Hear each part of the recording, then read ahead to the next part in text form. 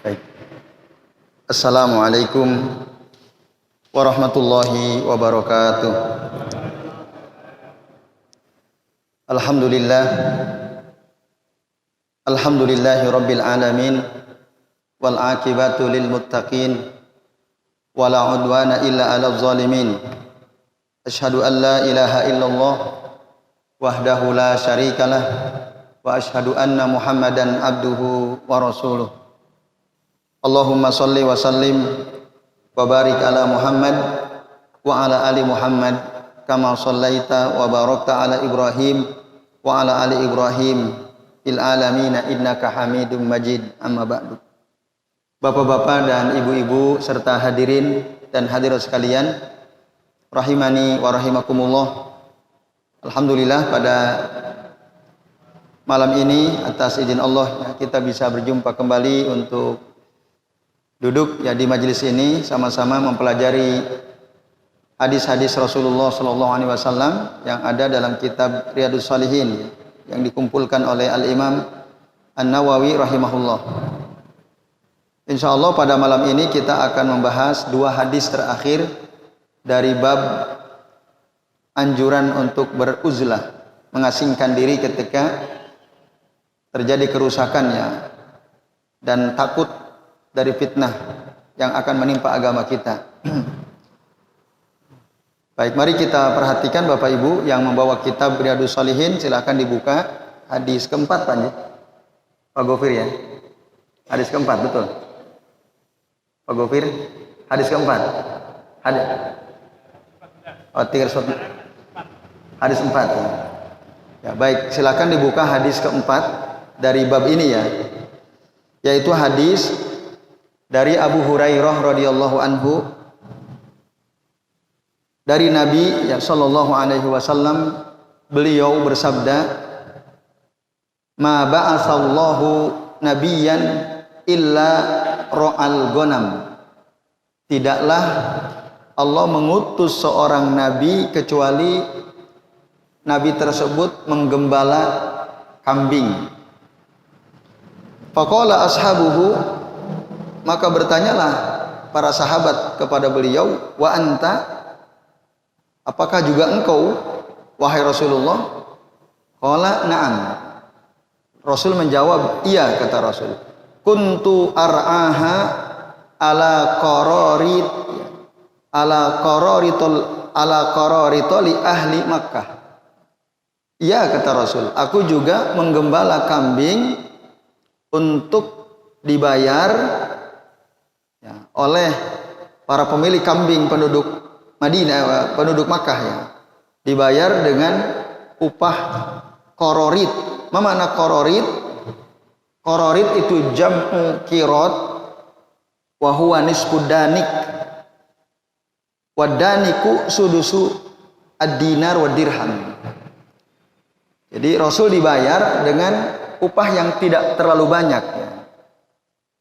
Jadi qararit jamak dari qirat yang nilainya adalah 1/6 sudusu dinar au dirham, 1/6 dinar atau 1/6 dirham. Jadi sedikit kala itu ya, sedikit upah yang diberikan oleh penduduk Makkah untuk Rasulullah yang menggembala kambing mereka. Nah itu, ini hadis sahih rawahu al-Bukhari. Bapak-bapak dan ibu-ibu serta hadirin sekalian, a'azani Allah wa iyyakum ajmain. Hadis ini menjelaskan tentang bagaimana Allah Subhanahu wa taala memberikan ilham kepada para nabinya yang diutusnya. Semuanya itu sebelum mereka diangkat jadi nabi, mereka semuanya menggembala kambing. Jadi, waktu sebelum diangkat jadi nabi, mereka menggembala kambing. Para nabi yang diutus oleh Allah Subhanahu wa taala. Bahkan dikatakan di sini jami'uhum, ya semua. Nah, kenapa itu terjadi? Tentu saja ada hikmah.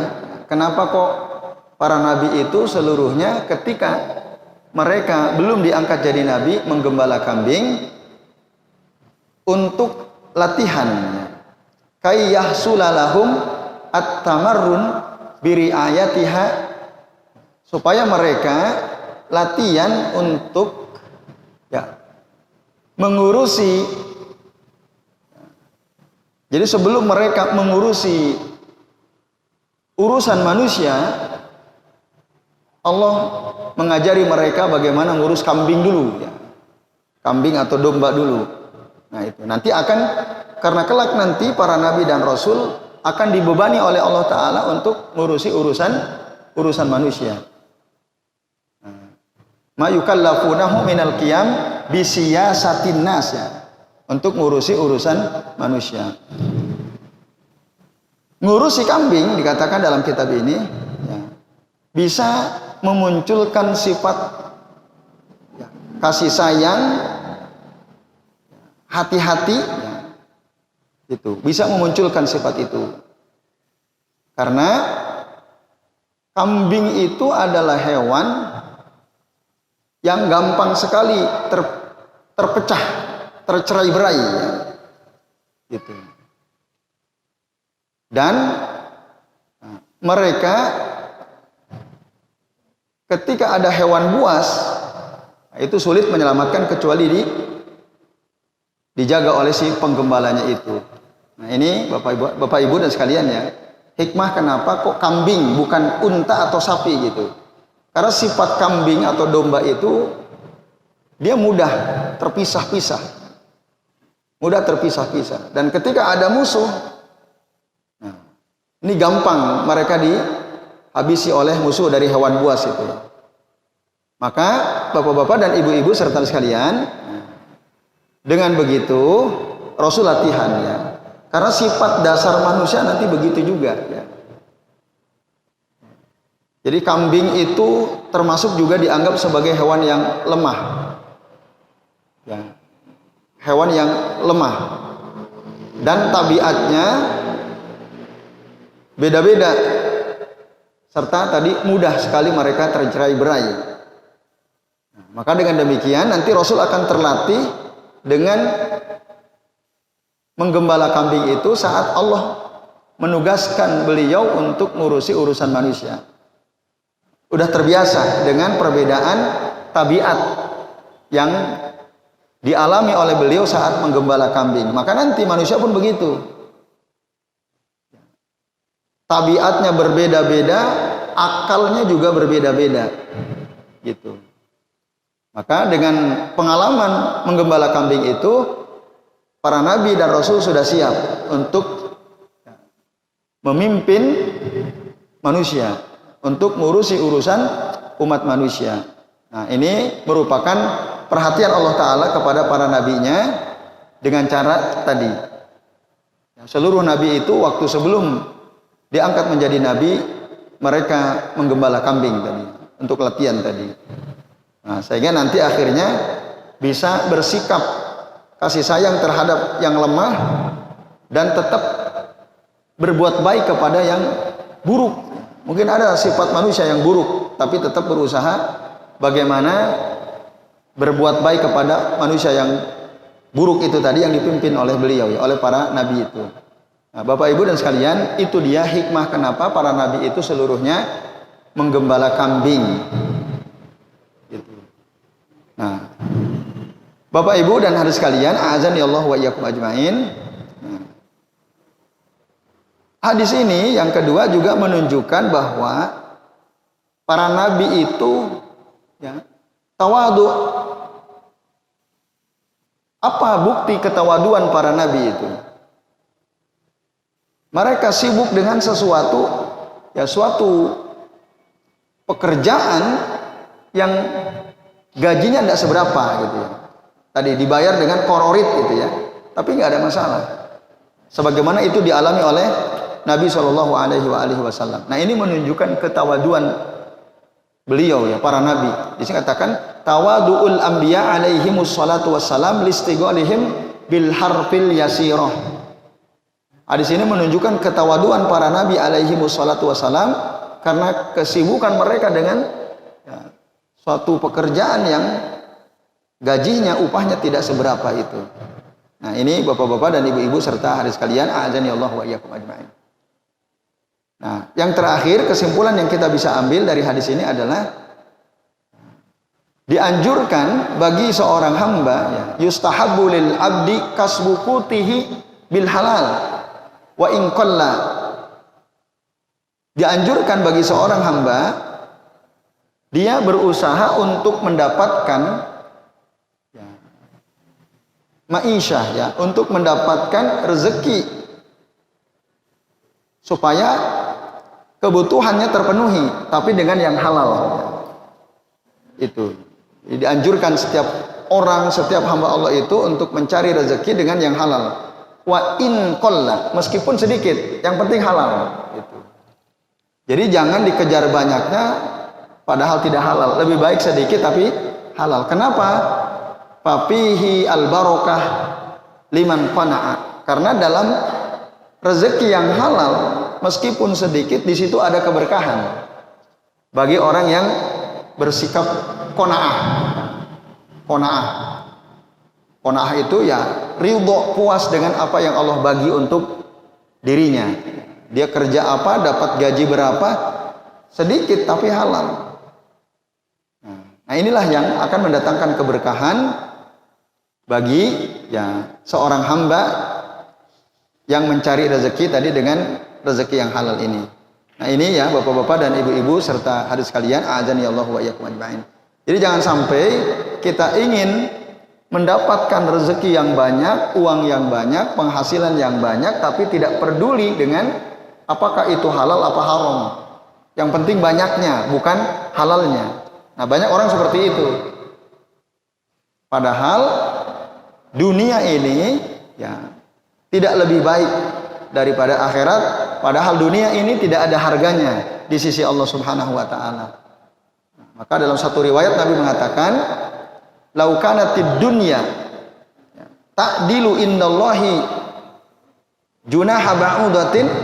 Seandainya dunia itu nilainya di sisi Allah sama dengan sayap seekor nyamuk, junaha ba'udatin ma syaqallahu al-kafira walau surbata ma'in, maka niscaya Allah tidak akan memberi minum orang kafir meskipun seteguk air. Tidak mungkin Allah kasih minum orang kafir seandainya dunia ini harganya sebanding dengan sayap seekor nyamuk. Artinya nggak ada harganya dunia ini di sisi Allah Subhanahu wa taala. Nah, maka cari yang halal gitu. Jangan yang penting banyak, halal haram nggak peduli. Nah, ini bahaya. Walaupun nanti Rasul sudah ngasih tahu akan datang nanti suatu masa.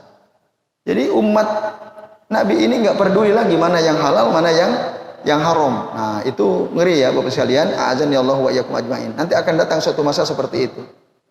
Nah, na'udzubillahi min dzalik ya. Semoga kita tidak termasuk golongan orang-orang yang ya, tidak peduli dengan ketentuan Allah Ta'ala ya, tentang halal dan haram, karena nanti itu tidak akan ada keberkahan. Nah, ini Bapak sekalian. Lalu apa kaitan hadis ini dengan bab keutamaan beruzlah tadi ya? Kaitannya dengan hadis sebelumnya. Jadi di antara uzlah yang disebutkan dalam hadis sebelumnya, hadis ketiga, atau hadis-hadis sebelumnya ya, bukan hadis ketiga, berarti hadis kedua ya, Bapak Ibu dan sekalian. Hadis ketiga, betul, hadis ketiga ya, itu disebutkan kan, ya, disebutkan yusiku an yakuna khairu malil muslimi gonamun. Nah, itu. Jadi hampir saja nanti harta terbaik seorang muslim itu adalah seekor kambing atau domba, yattabi'u biha sa'afal jibal, yang diikuti oleh si muslim ini tadi di puncak-puncak gunung gitu ya. Nah, ini kaitannya hadis Nabi ini yang keempat ya dengan hadis sebelumnya, dan relevansi hadis ini dengan bab yang kita sedang bahas. Jadi menggembala kambing, unta itu adalah salah satu cara yang bisa dilakukan ya, untuk menyibukkan diri ketika kita beruzlah. Dan itu biasa dilakukan oleh para nabi. Para nabi seluruhnya seperti itu. Jadi itu di antara alternatif yang bisa dilakukan oleh seseorang ketika dia sedang beruzlah, menyendiri, sambil tentu saja tetap beribadah kepada Allah Subhanahu wa taala. Nah, ini Bapak Ibu dan hadirin sekalian, ya, relevansi hadis yang keempat ini dengan bab yang kita sedang bahas.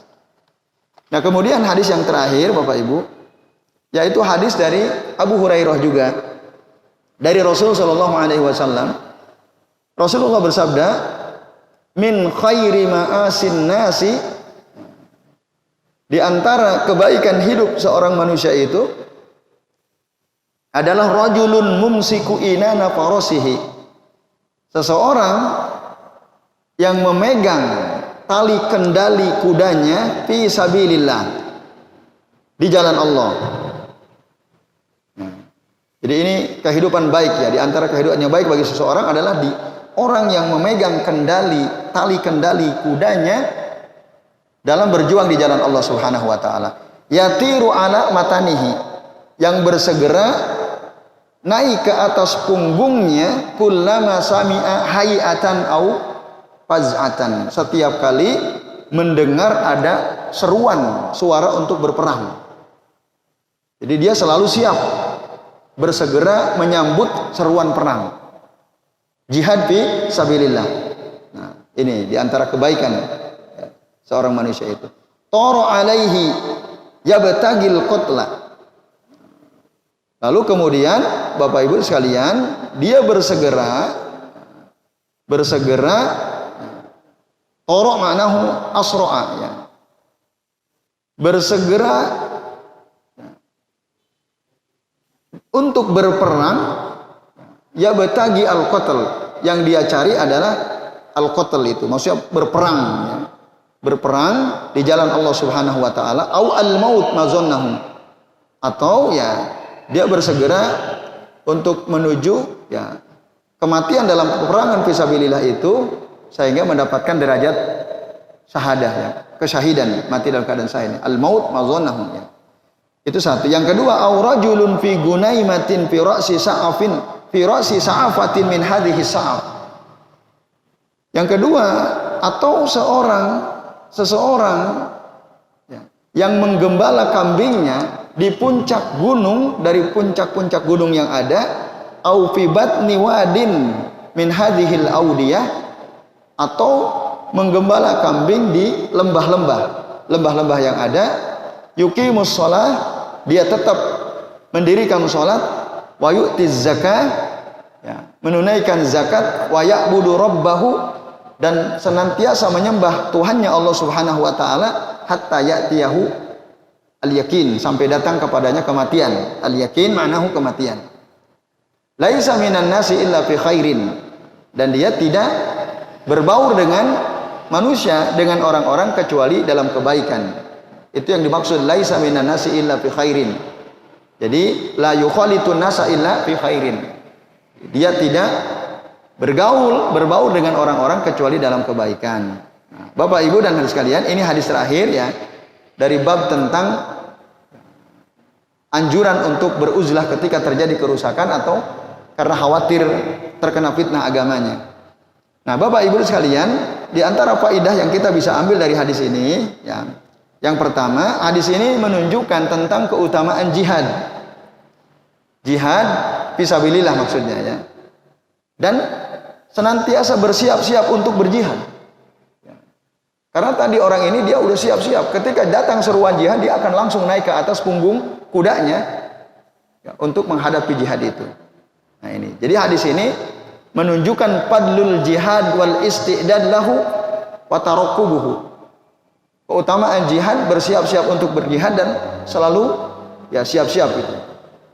Nah, dan sekaligus, ya, dia berniat dalam dirinya untuk mendapatkan syahadah, kesyahidan, mati dalam keadaan syahid fi sabilillah, di jalan Allah Subhanahu wa taala. Nah, maka Bapak Ibu dan sekalian, para ulama, ya, menganjurkan agar kita ini dalam hati masing-masing ada niat untuk jihad. Walaupun mungkin sekarang tidak ada, belum terjadi, tapi niatkan untuk berjihad di jalan Allah Subhanahu wa taala, niatkan, ya, dalam hati masing-masing ingin mati syahid, itu diniatkan. Walaupun situasinya aman, alhamdulillah. Tapi niat ingin mati syahid, niat ingin berjuang di jalan Allah Subhanahu wa taala itu harus diusahakan ada. Kenapa? Karena ada beberapa dalil. Nabi SAW pernah bersabda dari Anas bin Malik radhiyallahu anhu. Kata Nabi apa? Man talabas syahadata shadiqan. Barang siapa yang mencari ya, kesyahidan, mati dalam keadaan syahid, betul-betul jujur dalam hatinya, ya, nu'tiyaha walau lam tusibhu. Maka Allah akan memberikan derajat syahadah itu kepada dia meskipun dia tidak matinya tidak dalam peperangan. Allah akan kasih dia derajat syahadah. Ini hadis sahih riwayat Muslim. Dalam hadis yang lain dikatakan, man sa'alallaha as-syahadata bisidqin, barang siapa yang meminta kepada Allah untuk mati dalam keadaan syahid dengan benar dalam hatinya, niat dia seperti itu, maka ballagahullahu manazilas suhada. Allah akan mengantarkan dia ke kedudukan syuhada, orang yang mati syahid.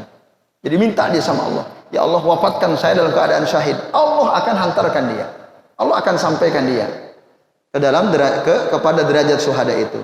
Wa imma ta'ala firashihi, meskipun dia mati di atas kasurnya sendiri. Kalau dia niat dalam hati, niat, ya Allah saya ingin mati syahid ya Rabb. Matinya ternyata di atas kasur mati.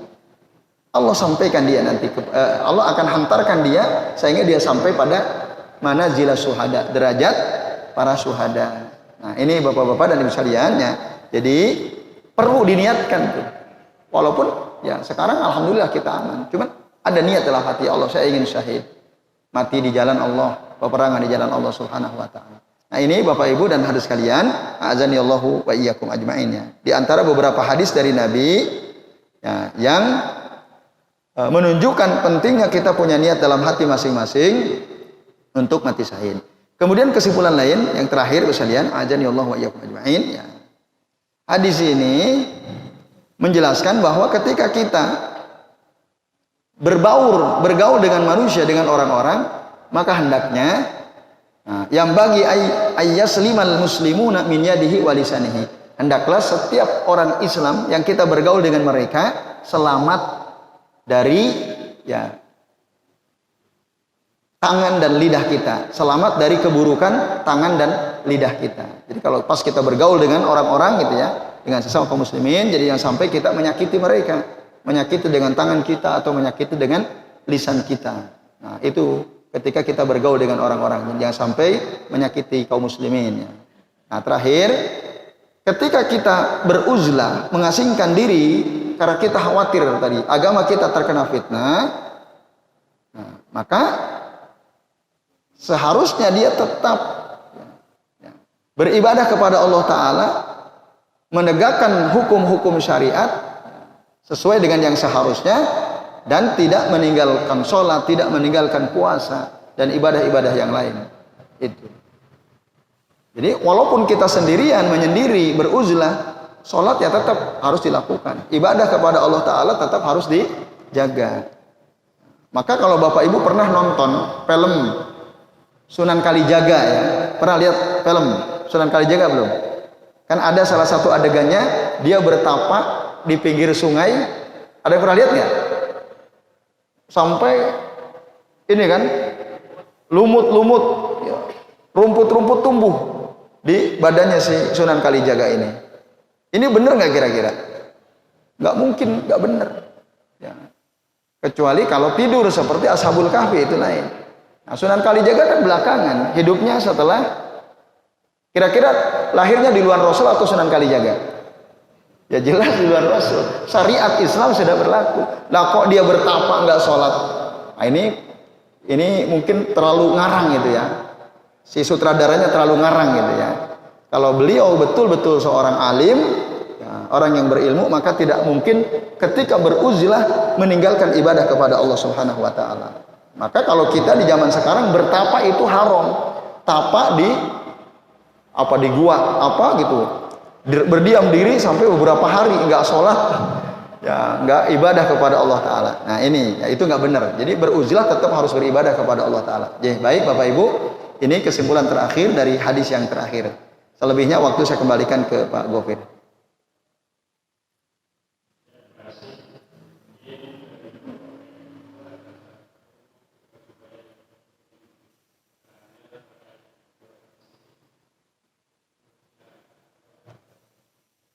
Ya, monggo Pak Luki. Ya, kayaknya kedengaran ya.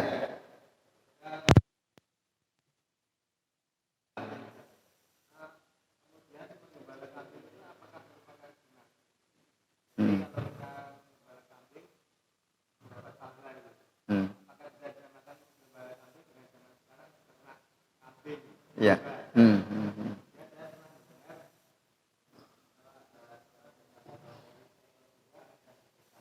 Hmm.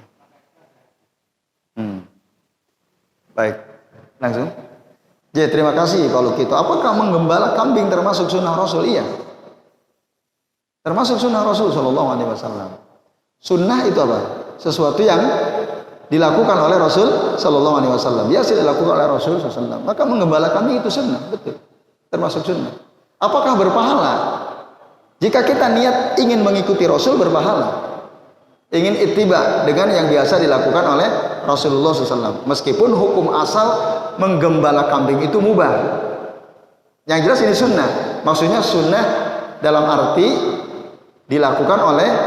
biasa dilakukan oleh para nabi, ya, oleh para nabi dan rasul. Itu kalau gitu.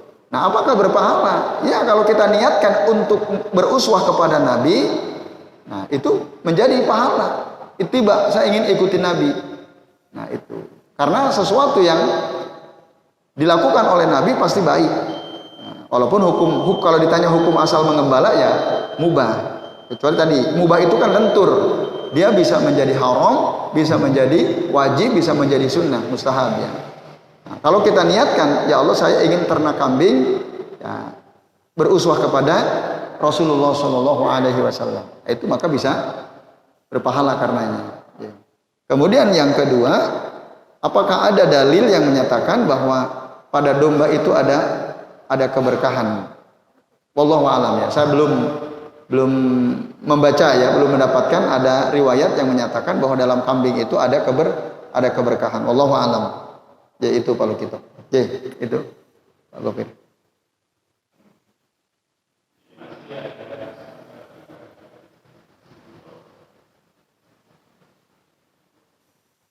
Sudah tidak ada Pak Heru? Oh enggak. Iya. Ada siapa Pak? Jadi nanya enggak? Enggak jadi enggak.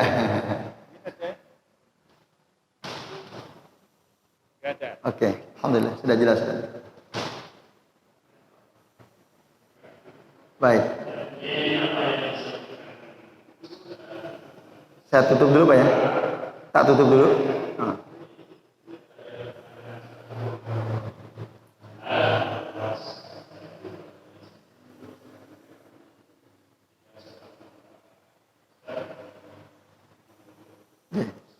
Ya, baik, terima kasih Pak Gofir ya. Bapak Ibu dan hadirin sekalian, alhamdulillah ya. Sekarang kita sudah sampai waktu Isya dan tuntas sudah pembahasan tentang hadis-hadis yang berkaitan dengan ya bab anjuran untuk beruzlah ketika terjadi kerusakan dan khawatir ya agama kita terkena fitnah. Ini sudah tuntas. Semoga bermanfaat dan tentu kami mohon maaf apabila yang kami sampaikan ada kesalahan. Ya, dan kami akhiri wasallallahu ala Muhammadin wa ala alihi wa sahbihi wa baraka wa sallama alaihim ajmain billahi taufiq wal hidayah wassalamu alaikum warahmatullahi wabarakatuh.